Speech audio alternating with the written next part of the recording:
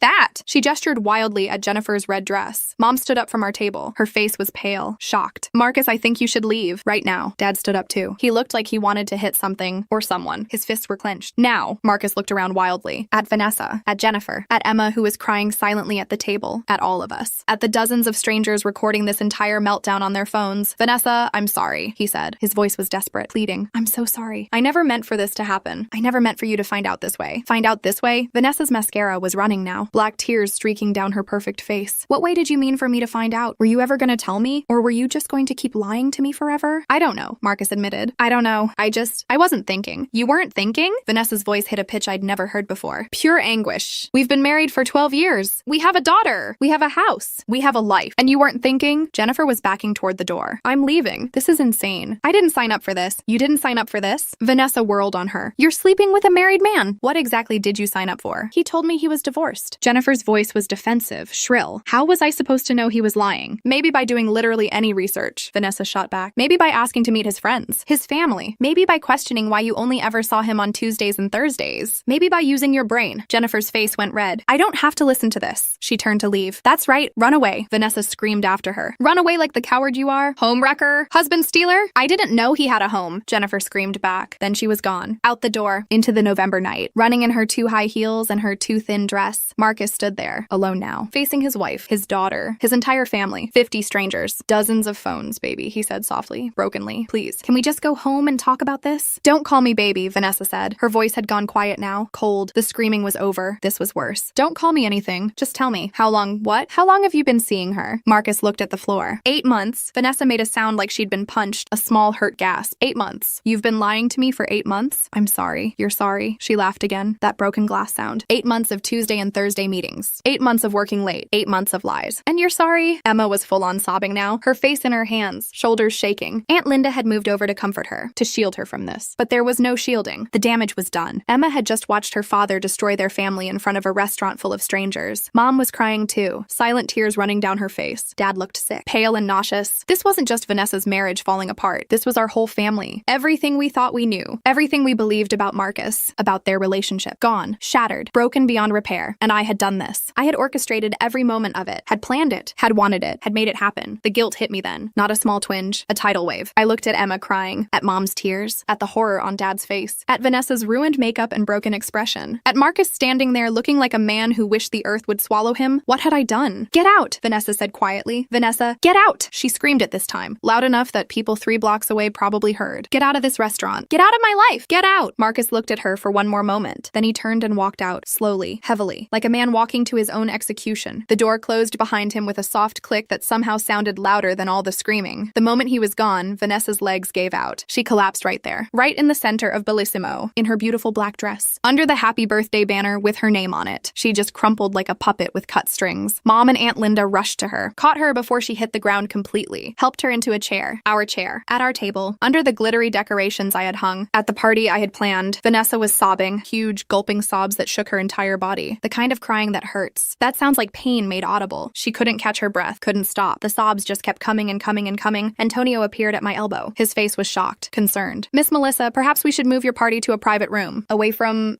everyone. I looked around. Every single person in the restaurant was staring at us. Some were still recording. Some were whispering to each other. Some just looked uncomfortable, like they'd witnessed something they weren't supposed to see. Something intimate and ugly and raw. Yes, I said. My voice sounded strange, distant. Yes, please. Antonio and his staff quickly helped us move. They ushered everyone from our table toward the back of the restaurant, toward one of the private dining rooms. Vanessa could barely walk. Mom and Aunt Linda had to help her, support her, practically carry her. Emma followed behind, still crying. Kelly and Amber from book club walked with her, trying to comfort her. But what comfort was there? She had just watched her father's betrayal, her family's destruction. Had it recorded on strangers' phones? Would probably see it online later. Would probably see it forever. The private dining room was small, quiet, away from the prying eyes and recording phones. We all filed in. The servers moved quickly, transferred our table settings. Our food orders that hadn't arrived yet. The birthday cake I had ordered. They were professional, efficient, pretending like they hadn't just witnessed the most dramatic scene in their restaurant's history. The door closed, shutting us in, shutting the rest of the world out. Vanessa sat in a chair and continued to cry. She had her face in her hands, her shoulders shaking, her perfect hair falling out of its pins, her mascara everywhere. She looked destroyed, devastated, broken, and I had done this to her. Mom looked at me over Vanessa's head. Her eyes were confused, hurt, questioning. Melissa, she said slowly, how did you know to book this restaurant? Did you know Marcus would be here? The room went silent. Even Vanessa's sobs paused. Everyone was looking at me, waiting for my answer. I could have lied. Probably should have lied. Could have said it was a coincidence, that I had no idea, that I just thought it was a nice restaurant, that this was all terrible luck and bad timing. But I didn't. Yes, I said. My voice was clear, steady. I knew. The room erupted. You knew? Mom's voice cracked. Oh my God, Aunt Linda breathed. David, Marcus's brother, stood up. You knew my brother was cheating and you didn't say anything? Dad's face had gone hard, cold. Melissa, what did you do? Vanessa looked up at me. Her face was destroyed, makeup smeared everywhere, eyes red and swollen, nose running. She looked like someone had reached into her chest and ripped her heart out. Because someone had, me. You knew? Her voice was barely a whisper. You knew Marcus was cheating? I found out 3 weeks ago, I said. My hands were shaking, but my voice stayed steady. I saw them at the mall. I hired a private investigator. I got proof, photos, timeline, everything, and then I planned this party. Why? Mom demanded. Why would you do this? Why not just tell her privately? Why like this? Why in public? Why on her birthday? I looked at Vanessa. Only at Vanessa. At my sister who had tormented me for 28 years, who had destroyed every birthday I ever had, who had made sure I was always invisible, always forgotten, always in the shadows while she shone. Because, I said slowly, she ruined every birthday I ever had. Every single one. For 28 years. So I ruined hers. The silence that followed was deafening. Vanessa stared at me, her mouth open, her eyes wide, like she couldn't process what I had just said. My birthdays? She finally whispered. You did this because of your birthdays? Not just my birthdays, I said. My voice was getting harder, sharper. All the rage I'd been holding in for 28 years was coming out now. Everything. The emergency room on my 7th birthday when you faked being sick. The lice rumor that ruined my 10th birthday sleepover. The fake pregnancy announcement the night before my 13th birthday. The proposal you hijacked at my sweet 16 that I paid for with my own money. The baby announcement at my 18th birthday dinner. The car accident excuse that made me cancel my 21st birthday plans. The trip to Seattle I lost money on because you needed me to watch your house. Every single year, Vanessa. You made sure my day became your day. You made sure I was invisible. You made sure no one remembered me. She just stared at me. Everyone stared at me. So you wanted revenge, Vanessa said flatly. Yes, I admitted. I wanted you you to know what it felt like, just once, to have your special day destroyed, to have everyone watching, to have it all fall apart in the worst possible way. I wanted you to feel what I felt. All those times, all those years. Melissa, Mom said. Her voice was shaking. This is cruel. This is so cruel. She's your sister, and I'm hers. I shot back. Was it not cruel when she locked herself in the bathroom on my 7th birthday? Was it not cruel when she told everyone I had lice? When she announced her fake pregnancy? When she proposed at my party? When she made every single birthday about her? That was different, Mom said weakly. How? I demanded. How was that different? She was young. She was insecure. She was struggling with self-esteem issues. She needed the attention, and I didn't. My voice cracked. I was a child too, Mom. A child who wanted one day, one single day where I mattered, where I was seen, where I was celebrated, but I never got that, because every time it was my turn, Vanessa made sure it became her turn instead, and you let her. Every single time, you just let it happen. Mom looked stricken. We tried our best. Parenting isn't perfect. We made mistakes. Mistakes? I laughed bitterly. Forgetting to sign a permission slip is a mistake. Missing a recital is a mistake. Letting your daughter systematically destroy her sister's childhood while you watch is not a mistake. It's a choice. Dad cleared his throat. Melissa, we understand you're upset about the past, but what you did tonight, exposing Marcus's affair in public like this, that's not justice. That's cruelty, is it? I turned to him. Marcus was cheating. He was lying for 8 months. Vanessa deserved to know. She deserved to know privately. Aunt Linda cut in. Not like this. Not in front of everyone. Not recorded on phones. That's going to be online, Melissa. Everyone is going to see this. Everyone is going to know. Vanessa's humiliation is going to be public. Forever. Good, I said coldly. Let everyone see what Marcus really is. Let everyone know he's a cheater. A liar. Let everyone see the truth. But at what cost? Kelly spoke up from the corner. Emma just watched her father destroy their family. She's going to be traumatized by this. She's going to remember this forever. Her mother's birthday, her father's betrayal, all of it. That's on you. I looked at Emma. She was still crying. Quieter now, but still crying. Amber had her arm around her. Kelly was holding her hand. My 15-year-old niece who I loved, who I had babysat, who I had taken to movies and bought ice cream for and helped with homework. She looked broken. The guilt twisted deeper in my chest. I hadn't thought about Emma. Not really. Not beyond knowing she'd be hurt by the divorce. But I hadn't pictured this. Hadn't pictured her watching it happen in real time. Hadn't pictured her face, her tears, her pain. I'm sorry, Emma, I said quietly. I didn't mean for you to be hurt, but I am hurt, Emma said. Her voice was small, young, so young. Everyone saw. Everyone knows. Everyone's going to be talking about this at school, showing videos, making fun of me. My dad's a cheater. My mom's a joke. And my aunt planned the whole thing. Each word was a knife, sharp and precise and painful. You hate me that much? Vanessa asked suddenly. She was staring at me with this expression I couldn't read. You hate me enough to do this, to destroy my marriage, my family, my daughter's sense of security? I looked at her, really looked at her, at my sister, the woman who had tormented my entire childhood, who had made every birthday about her, who had taken every moment that should have been mine and made it hers, who I had hated and resented and wanted revenge against for so long. I don't hate you, I said honestly, but I needed you to understand. I needed you to feel it, just once. What it's like to have your day destroyed, what it's like to be humiliated publicly, what it's like to have everyone watching while your pain becomes entertainment. So you made my pain entertainment, Vanessa said. You made my marriage-ending entertainment. You made my humiliation entertainment for strangers, for the internet, forever. You made my pain entertainment for years, I countered. Every birthday, every special moment. You turned my pain into your drama, my invisibility into your spotlight. I was a child, Vanessa shouted. I was young and stupid and selfish and cruel, but I was a child. What you did. You're 31 years old, Melissa. You're an adult. You planned this. You hired a private investigator. You set this all up. You're not a hurt child anymore. You're a grown woman who orchestrated her sister's public humiliation. Her words hit me like physical blows because she was right. I wasn't a child anymore. I was an adult who had made adult choices. Adult, calculated, cruel choices. I didn't know it would be this bad, I said weakly. You knew exactly what you were doing, David said angrily. You knew Marcus would be here. You knew Jennifer would be with him. You knew there'd be a scene. You wanted there to be a scene. You planned for there to be a scene. I just wanted Vanessa to see. You wanted revenge, Dad interrupted. Pure and simple. You wanted to hurt her the way she hurt you. And you did. Congratulations. You succeeded. I looked around the room at all these people who were supposed to be celebrating, who were supposed to be happy, who were supposed to be enjoying a birthday party. Instead, they all looked horrified, disgusted, disappointed, in me, in what I'd done. I think I should go, I said quietly. Yes, Mom said. Her voice was cold, distant. I think you should. I grabbed my purse, walked to the door, stopped, turned back. I really am sorry it happened this way, I said, looking at Vanessa, at Emma, at all of them. I didn't think it through. No, Vanessa said. You didn't. I left, walked out of that private dining room, through the restaurant, past the other diners who were still buzzing about what they'd witnessed, past Antonio who gave me a confused look, out into the cold November night. I got in my car, started driving, had no destination, just drove. My hands were shaking so badly I could barely hold the steering wheel. My vision was blurry with tears. I hadn't realized I was crying. What had I done? What had I actually accomplished? Yes, Vanessa now knew what it felt like to have a birthday destroyed. But at what cost? Her marriage was over. Emma was traumatized. My entire family was horrified by what I'd done. And Marcus? Marcus was going to face consequences, sure. But Jennifer was gone. Probably already posting on social media about the crazy married man who lied to her. Probably already the victim in her own story. And me? I was the villain. The cruel sister who planned elaborate revenge, who destroyed a family, who traumatized a child, who prioritized her own hurt feelings over everyone else's well-being. I drove for hours, aimlessly, eventually ended up back at my apartment, sat in the parking lot, couldn't bring myself to go inside. My phone had been buzzing constantly in my purse. I finally pulled it out. 17 missed calls. 12 from mom, 3 from dad, 2 from Aunt Linda, dozens of texts. Most of them variations of, "How could you?" and "I can't believe you would do this." But there was one text from an unknown number. I opened it. "This is Marcus's brother David. What you did tonight was unforgivable. You didn't just hurt Vanessa. You hurt your whole family. You hurt Emma. Marcus is devastated. Jennifer quit her job and left town. She's getting threats online. Death threats. Because of the video. Because you made this public. This is on you. All of it." I felt sick. Actually sick. I opened my car door just in time to throw up in the parking lot. Heaved until there was nothing left. Until I was just dry heaving and gasping and crying. Jennifer was getting death threats? I hadn't thought about that. Hadn't considered that the internet would turn on her. Would blame her. Would harass her. Even though she didn't know Marcus was married. Even though she was lied to too. I wiped my mouth with the back of my hand. Sat back in my car. Stared at the dashboard. My phone kept buzzing. More texts. More calls. More notifications. I checked social media. Against my better judgment. Against every instinct screaming at me not to look. The video was everywhere. Everywhere. It had millions of views across multiple platforms. TikTok, Instagram, Facebook, Twitter, YouTube. Someone had already made a compilation, set it to music, made memes. The comments were divided. Some people were on my side, calling me a genius, saying Vanessa got what she deserved, saying this was the perfect revenge, making jokes about karma and narcissists and birthday justice. But others were calling me a monster, saying I destroyed a family, saying Emma didn't deserve this, saying I went too far, saying I was cruel and calculated and worse than Vanessa ever was. And then there were the comments about Jennifer, hundreds of them, thousands, calling her names I won't repeat, saying she deserved to have her life ruined, saying she was a homewrecker even though the video clearly showed she didn't know Marcus was married. But people didn't care about facts. They cared about drama, about entertainment, about having someone to blame and attack and destroy. I turned my phone off. Couldn't look anymore. Couldn't read anymore. Couldn't face what I'd unleashed. I finally went inside my apartment. It was dark, cold, empty. I didn't turn on any lights. Just sat on my couch in the darkness, stared at the wall, thought about everything that had happened, everything I'd done, everything I'd destroyed. I poured myself wine, a large glass, then another,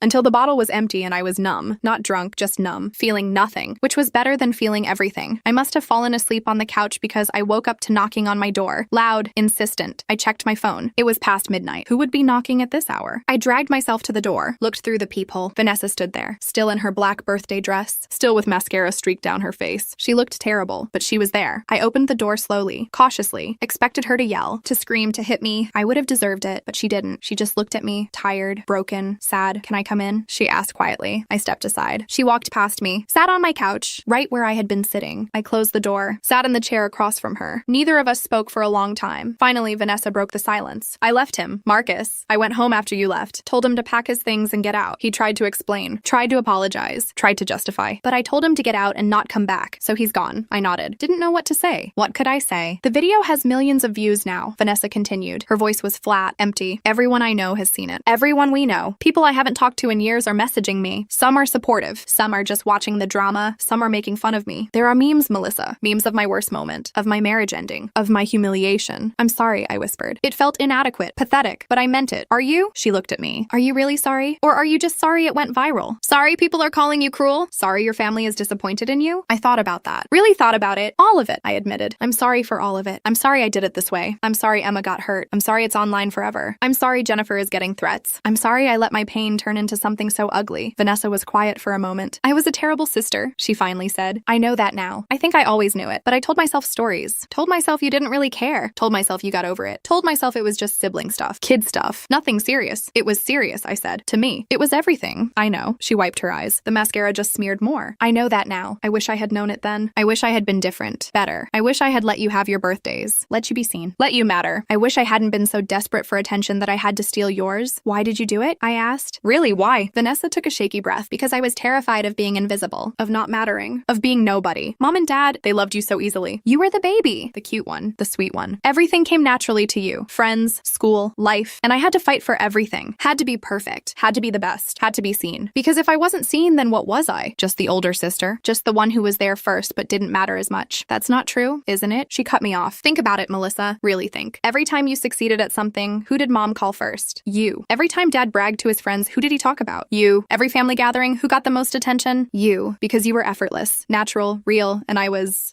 trying so hard all the time and it never felt like enough. So I made myself matter the only way I knew how. By creating drama, by making scenes, by ensuring people had to pay attention to me. I hadn't thought about it that way. Hadn't considered that maybe Vanessa's cruelty came from the same place mine did. From feeling invisible. From feeling like she didn't matter. From needing to be seen. So we're the same, I said quietly. Both of us desperate for attention. Both of us willing to hurt the other to get it. I guess we are, Vanessa agreed. The difference is, I was a child when I hurt you. You were an adult when you hurt me. You had time to think, to plan, to choose differently. And you still chose this. She was right. Again, I had chosen this. Deliberately, methodically, cruelly. I can't take it back, I said. I wish I could, but I can't. It's out there. Forever. Your pain. Emma's trauma. Jennifer's harassment. Marcus's exposure. All of it. Because of me. Because of both of us, Vanessa corrected. If I hadn't spent 28 years being awful to you, you wouldn't have felt the need to do this. We both created this. Your revenge didn't come from nowhere. It came from years of my cruelty. Years of my selfishness. Years of making you feel like you didn't matter. So yeah, you did a terrible thing, but I spent 3 decades doing terrible things to you. We're both awful, just in different ways. We sat in silence again, processing, thinking, trying to figure out where we went from here. What happens now? I finally asked. With us? With the family? With everything? Vanessa shook her head. I don't know. Mom and Dad are furious with you. Aunt Linda is appalled. David called you a psychopath. Everyone thinks you went too far. I did go too far, I said. Yes, she agreed. You did, but she paused, looked at me. But for the first time in my life, I understand what I did to you. Not intellectually, not as an abstract concept, but I actually understand. I felt it. The humiliation, the pain, the betrayal of having something that should be yours turned into someone else's entertainment. And I'm sorry. I'm so sorry I made you feel that way. Over and over. For years, I felt tears on my face. I'm sorry too. For tonight. For Emma. For making it so public. I could have just told you privately. Should have told you privately. Yes, Vanessa said. You should have. But would I have believed you? Would I have taken it seriously? Or would I have made excuses for Marcus? Convinced myself you were lying? Jealous? Trying to ruin my marriage? I don't know. Maybe I needed it to be this dramatic. This undeniable. This impossible to ignore. That doesn't make it right. No, she agreed. It doesn't. But maybe nothing about any of this was ever going to be right. Maybe we were always heading here, to this moment. 2 sisters who hurt each other in different ways. 2 sisters who need to figure out if they can move past it, or if the damage is too deep. Can we? I asked. Move past it? Vanessa was quiet for a long time. I don't know, she finally admitted. Part of me wants to hate you, wants to never speak to you again, wants to cut you out of my life completely. But the other part, she trailed off. What? The other part is grateful, she said quietly, because if this hadn't happened, I'd still be married to a man who was cheating on me. I'd still be living a lie. I'd still be going to book club and work and smiling and pretending everything was fine while my husband was with another woman twice a week. You saved me from that. In the cruelest way possible. But you saved me. I hadn't thought about it like that either. Hadn't considered that maybe, underneath all the pain and humiliation and trauma, there was something that resembled a gift. The gift of truth. The gift of knowing. The gift of not wasting more years on a man who didn't value her. I should go, Vanessa said, standing up. It's late. Emma is at Mom and Dad's. I need to be there when she wakes up. Need to try to help her process all this. Need to be a mother even though I feel like I'm falling apart. She walked to the door, stopped, turned back to me. Melissa? Yeah? Thank you, she said. I blinked. For what? For caring enough to hate me, she said. For caring enough to want revenge. Because if you didn't care, you would have just let me live my life. Let me stay married to a cheater. Let me keep being a terrible sister. But you cared enough to make me see it, to make me understand, to force me to confront the truth about Marcus and about myself. So thank you. She left before I could respond. The door clicked shut. I sat there staring at it for a long time, trying to process what she'd just said, trying to understand how something so terrible could also be something she was grateful for. I didn't sleep that night. Just sat on my couch, thought about everything, about all those birthdays, about Vanessa's pain, about Emma's tears, about the video going viral, about becoming internet famous for all the wrong reasons. Morning came eventually, gray and cold and unwelcoming. My phone, which I had left off, had dozens more notifications when I finally turned it back on. More calls, more texts, more strangers asking for interviews. News outlets, podcasters, YouTubers, everyone wanted to tell my story, to dissect it, to analyze whether I was a hero or a villain. But there was one text that stood out, from Mom, sent at 7 a.m. We need to talk, all of us, as a family. Come to dinner tonight at 6. Don't be late, I texted back. I'll be there. The rest of the day crawled by. I called in sick to work. Couldn't face my coworkers. Couldn't face their questions. Couldn't face pretending everything was normal when my entire life had imploded. I spent the day reading comments online, torturing myself with what people were saying. About me, about Vanessa, about Marcus, about Jennifer, about Emma. Everyone had an opinion. Everyone had a judgment. Everyone knew exactly what I should have done differently. Some comments defended me. Said Vanessa had it coming. Said narcissists need to be taught lessons. Said this was poetic justice. Said I was a hero for exposing accusing Marcus, for saving Vanessa from more years of lies, but more comments condemned me, said I was cruel, said I was vindictive, said I traumatized a child, said I destroyed a family, said I was worse than Vanessa ever was, said I should be ashamed, and I was ashamed, deeply, profoundly ashamed, not of wanting Vanessa to understand what she'd done to me, but of how I'd done it, of making it so public, of not considering the collateral damage, of letting my pain turn into something that hurt so many people. At 5:30, I got dressed, nice clothes, did my makeup, tried to look like a person who had their life together even though I felt like I was falling apart. Drove to my parents' house. Everyone was already there when I arrived. Mom, Dad, Vanessa, Emma, Aunt Linda, Cousin Rachel, even Marcus's brother David and his wife Christine. A full family meeting to discuss what I'd done, to decide what happened next. I walked into the dining room. Everyone went quiet. All eyes on me, judging, assessing, deciding. Sit, Mom said. Her voice was firm. Not warm like usual, just firm. I sat. We've been talking, Dad started. About what happened. About what you did. About what this means for our family going forward. I nodded, waited. What you did was wrong, Mom said. Cruel and calculated and wrong. But what Vanessa did over the years was also wrong. We failed to see that. Failed to stop it. Failed to protect you. So we share some responsibility for this situation. I looked up, surprised. Mom was admitting fault, taking responsibility. However, Dad continued, that doesn't excuse your actions. Emma has been traumatized by this. She's seeing a therapist starting next week. The video is everywhere. Kids at her school are talking about it, making fun of her. She can't escape it. Emma wouldn't look at me, just stared at her plate. My heart broke. Marcus has moved out, Vanessa said. Her voice was quiet, tired. We're getting divorced. He's already hired a lawyer. I've hired one too. It's going to be ugly and expensive and painful, but it's happening. Jennifer has deleted all her social media, David added. His voice was accusatory, angry. She's getting death threats, harassment. She had to quit her job because people found out where she worked and were calling, threatening her. She's left town, might have to change her name, all because she dated the wrong guy, because my brother lied to her, and because you made it public. The guilt was suffocating. I could barely breathe under the weight of it. So here's what's going to happen, Mom said. You are going to publicly apologize. You're going to make a statement online. You're going to explain that you acted out of hurt and anger, that you regret making this public, that you're sorry for the harm caused to Emma and Jennifer, and you're going to mean it. I do mean it, I said quickly. I'm so sorry to all of you, especially to Emma. I never wanted you to be hurt, but I am hurt, Emma said. Her voice was small but strong. She looked up at me for the first time. You hurt me. You hurt my mom. You hurt my dad. You ruined my family. And now I have to deal with everyone knowing, everyone watching, everyone having opinions about my life. Because of you, every word was deserved. Every word was true. I know, I said, and I'm sorry. More sorry than I can express. If I could take it back, but you can't, Emma interrupted. You can't take it back. It's done. It's out there. Forever, my worst day. My family falling apart. All of it. Online. For millions of people to watch, to laugh at, to comment on. That's my life now. Because of you, I had no response. No defense. She was absolutely right. We're not cutting you out of the family, Mom said. But things are going to be different. You need to respect that Vanessa and Emma need space. You don't get to just show up. You don't get to expect things to go back to normal. You caused real harm, and there are consequences for that. I understand, I said. Do you? Vanessa asked. Do you really understand? Because I don't think you thought any of this through. I don't think you considered anyone but yourself. Your pain, your revenge, your satisfaction. Everyone else was just collateral damage. She was right. Again, always right. You're right, I admitted. I didn't think it through. I was so focused on making you feel what I felt that I didn't consider anyone else. Didn't think about Emma or Jennifer or how viral it would go or what the lasting damage would be. I just